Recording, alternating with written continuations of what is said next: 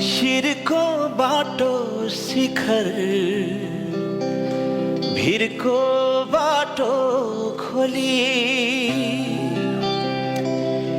शिखर चढ्नु अघि बढ्नु आज भन्दा भोलि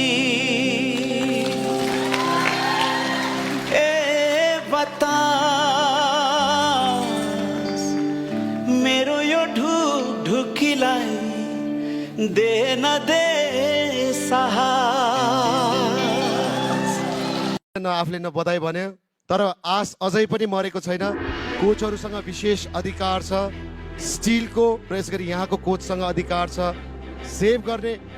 यदि कोचहरू त्यो अधिकार प्रयोग गर्न चाहनुहुन्छ भने Ranjita is open for safe and steel.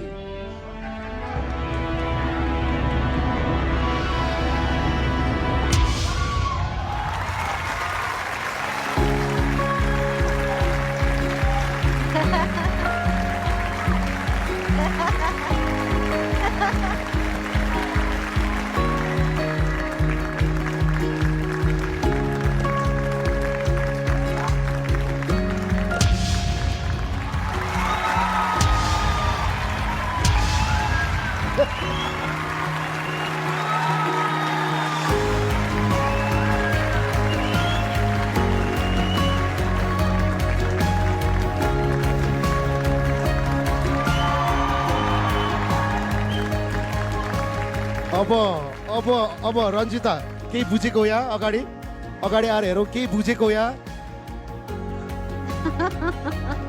तीनजना कोचरले स्टिल पनि गर्नुभएको छ, कोच प्रमोदले सेभ पनि गर्नुभएको छ। अब कसकोमा जाने? Decision is yours. Coach Khem, तपाईले यो स्टिल बज हिट गर्नुको कारण के हो? रेकर्डिङ गीतहरू यति धेरै गीत गाएर पनि भोइसको स्टेजलाई रोज्नु, यहाँ आएर आफ्नो सपनालाई साकार बनाउँछु भन्नु, यो सानो जुनुनले यहाँ आएको होइन। कहीँ न कहीँ उनीमा ठुलो भोग छ, ठुलो तिर्खा छ, ठुलो प्यासन छ कि सङ्गीतप्रति। त्यो भएर यो आवाजलाई म केही गर्न सक्छु कि भन्ने भएर म उसलाई पटक पटक पटक पटक पटक पटक मेरो धोका चाहिँ मैले द भोइसको इतिहासमा पहिलोपल्ट यस्तो चिज हामीले देखिरहेका छौँ। भोइसको इतिहासमा पहिलोपल्ट अडियन्सबाट आउने ट्यालेन्ट तपाईँ बन्नुभयो र यो जुन माहौल बनेको छ यो बनाउने पनि तपाईँ नै बन्नुभएको छ। दुईवटा रेकर्ड रन्जिताको नाममा गएको छ। कोच मेलिना, आज यो माहौलमा रन्जितालाई स्टिल गर्नुको रिजन के हो? मैले कति ट्राई गरेको थिएँ रन्जितालाई मतिर ल्याउनको लागि, आउनै भएन। अब अहिले चान्स छ, त्यही भएर स्टिल हान्दै गएँ मैले चाहिँ। Why the steel? Why the steel? अब अघि साथीहरूको शब्द फेरि मैले सापट्टि लिएँ है। दुर्भाग्यवश मैले पाइनँ, मेरोमा आउनु भएन। तर आज चाहिँ भनौँ न त्यो दिन पनि मन जित्नु भएको थियो, आज पनि हाम्रो मन जित्नु भयो। त्यही भएर रन्जिता उनी एकदमै साधारण परिवारको घरको मान्छे पनि हुन्। अनि सँगसँगै आफै काम गर्दै, आफै पढ्दै, आफै गीत सङ्गीतको चाहिँ यात्रालाई पछ्याउँदै यो ठाउँमा जुन किसिमले उनले रोजिरहेछन् यो ठाउँलाई, त्यो बहुत ठुलो कुरा हो। त्यो हिसाबले पनि मैले उनलाई कहीँ कतै मेरो नजरबाट मैले उनलाई खुबै ठुलो जुनुन भएको एउटा कलाकार र यो इतिहास जुन यो इतिहास रचेको छ, यो मोमेन्ट, यो माहौल कस्तो हुँदो रहेछ? नानी अब त खुसी हुने हो, अब खुसी हुने हो, अब त रुने होइन नि। ल रन्जिता, अब तपाईसँग अप्सन छ। कोच रन्जिता, तपाईसँग अप्सन छ। खुसीको आँसु हो क्या उहाँको, दुःखको आँसु होइन नि त। मैले काठमाडौँ आएको यत्रो वर्ष भयो कि मैले कहिले यस्तो फिल गरेको थिइनँ। कहिले पनि मायै पाथिनँ कि मैले। अनि जहाँ पनि एक्लै हिँड्थेँ कि जहिले पनि एक्लै हुन्थेँ। कोच रन्जिता, कोच प्रमोद, तपाईँ किन सेभ गर्न चाहनुहुन्छ रन्जितालाई? म कुनै पनि टिमले आफ्नो टिमको हिरालाई कसले छोड्न सक्छ? रन्जिता मेरो टिमको हिरा हो, डायमन्ड हो। म कुनै पनि हालतमा रन्जितालाई छोड्दिनँ।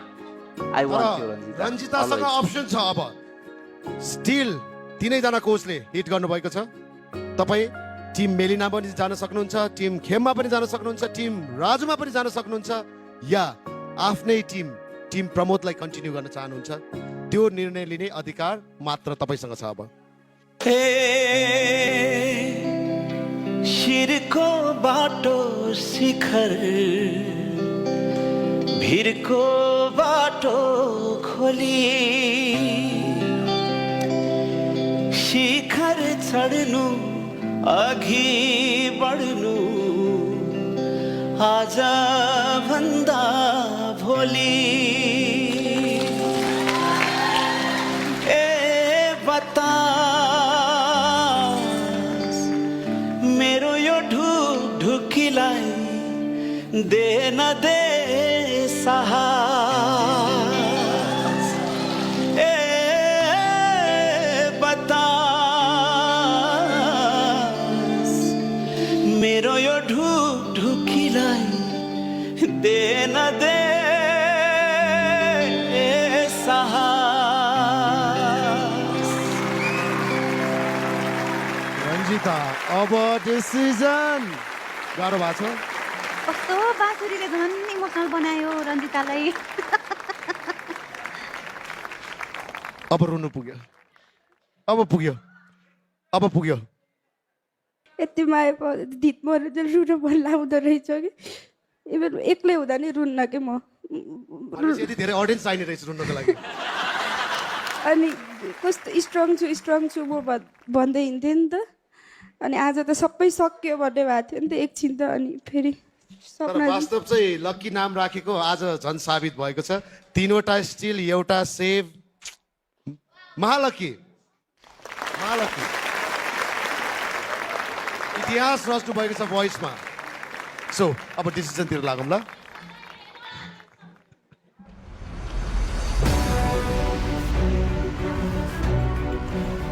के भनौँ, मेरो यो भाग्य नै भनौँ होला सायद, मलाई भएको वरदान नै भनौँ। कहिले जिन्दगीमा नपाएको सबैभन्दा ठुलो चिज आज यो क्षण एक सेकेन्ड मेरो लागि एकदमै इम्पोर्टेन्ट छ। सबै कोचहरू यत्तिकै हुनुहुन्छ मेरो लागि। जो हेर्थे आफ्नो जस्तो राम्रो रहेछ। के भयो नि नानी, बुझेन रुम कि हाँस्नु पर्छ कि नानी। म रुनी हो कि हाँस्ने हो कि के गर्ने हो नानी म। लु म त अब गएँ है लिनलाई। सरी होइन म हक गर्न गएको, हक गर्न त पाइयो नि। कस्तो हक गर्न त पाइयो नि होइन।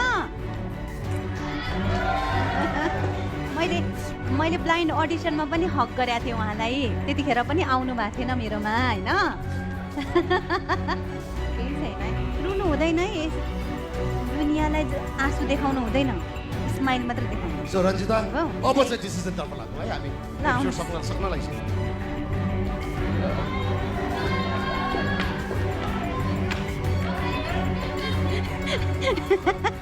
लगेँ है मैले लगेँ।